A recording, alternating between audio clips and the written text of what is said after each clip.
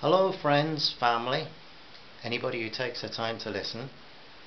This is Denis Feiler. I've written a story. It's quite long and I intend to put it on YouTube and Facebook in short excerpts. And I'm hoping that you'll enjoy listening to it, but don't bore yourself if you don't. I'm just going to try and experiment by recording the first episode, which is just going to be about 5 minutes starting from now, and I'll add some more on as time goes by. Belle looked at her watch. It was 2:30 in the afternoon. She was thousands of feet up somewhere above Brazil, and there was about 40 minutes until touchdown. She was feeling all the excitement of a child 1/3 her age. This was the vacation of a lifetime. At 21, Belle had recently graduated from university in Southampton, England, with a degree in environmental science. From her childhood she had loved everything that grew, all that was wild, every breathing creature. Natural history, biology, and concern for the planet's future had led her to desire a career that had environmental prospects. Belle glanced at the handsome young boy beside her, Duncan, her romantic Scot. She looked out the window of the plane, down through the wispy white cloud, at the vast forested carpet below. Down here somewhere, she thought, Duncan and I will backpack and see the birds, all the flora and fauna of the rainforest that we can, and she just couldn't wait. Gus, also to the rear of the plane, sitting behind them on the Cloud 390 airline, was listening a little to their conversation. He was also sitting by the window. He liked all the idealism and hope of their youth. She and he were soon to go forward in their careers. She hoped to continue to study for a while, but he was going to work as the warden of a nature reserve. He must have graduated in some other science, and he seemed to be seeking a research project somewhere. Gussie enjoyed listening to the young people, but he was older now and disappointed by the wasted opportunities of his generation and their children. He was now hoping that this upcoming generation might make something better for the world.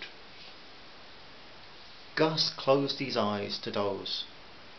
Duncan slept at peace.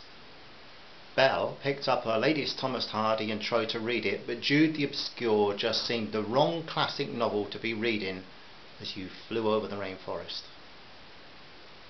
A loud scream from further up the plane brought them all to an alert simultaneously.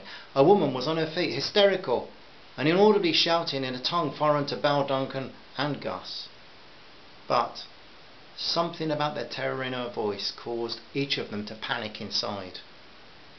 Soon the whole plane was in a state of trauma. "What's happening, Duncan?" Belle shouted in alarm. Duncan couldn't answer, but across the plane a rather calm black American in a business suit said, "There is smoke coming from one of the engines, but I guess the pilot knows." A stewardess tried to restore order. "Please be calm, por favor." Her words were silenced, drowned by the screams of 2 or 3 women and a nun in the gangway who was shouting for the people to be quiet. Another man was shouting that he had to get out. The pilot tried to command some order as he assessed the situation. He scanned his instruments for help. His co-pilot was double-checking everything. There was no doubt they had a fire in an engine on the starboard side. He prayed that he could stay calm, thought of his wife and his children, touched superstitiously the St. Christopher around his neck, and repeated the situation to air traffic control. Anyone who's flown, looked from a cabin window and contemplated the hopelessness of a situation where anything goes wrong, may perhaps have a small measure of how the passengers were reacting. Their air hostesses, with calming voices, encouraged all to sit and fasten their seat belts.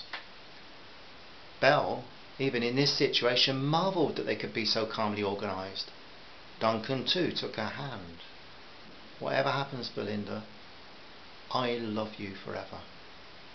Belle opened her mouth to speak, but the plane banged violently and she just stared at her beloved with terror in her eyes. The man who demanded to get out was thrown, and so were some of the cabin, the bags of the passengers.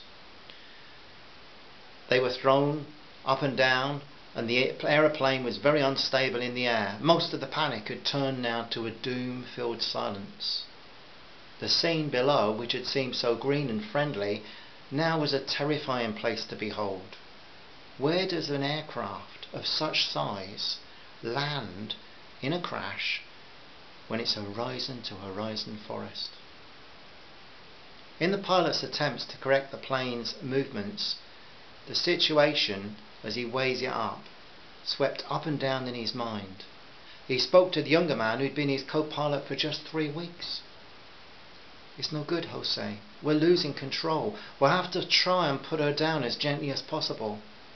The co-pilot understood, but he also shared the anxiety of the pilot as to how, where, when. Training for emergency situations didn't really help a pilot to see how he could crash land this large airliner in this dense forest. The pilot outlined the situation to air traffic control as he fought the natural forces which are demanding the life of his aircraft. As an engine and wind section parted company with the rest of the plane, the aircraft veered to the port side and lurched forward in rapid descent. 5 seats ahead of Belle, a priest prayed aloud in Portuguese, but all knew the essence of his prayer. Belle could see that the wing was burning. Gus didn't pray. He saw no point. If he was to die, he was to die.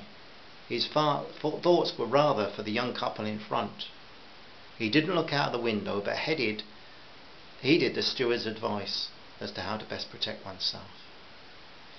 They showed how to tighten the seatbelts correctly, told them to grab hold of their ankles.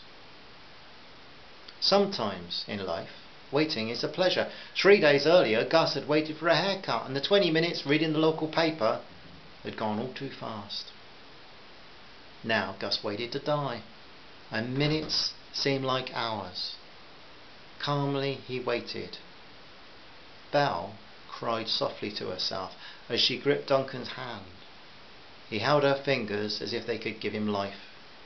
She wasn't hysterical, but she just couldn't stop the tears.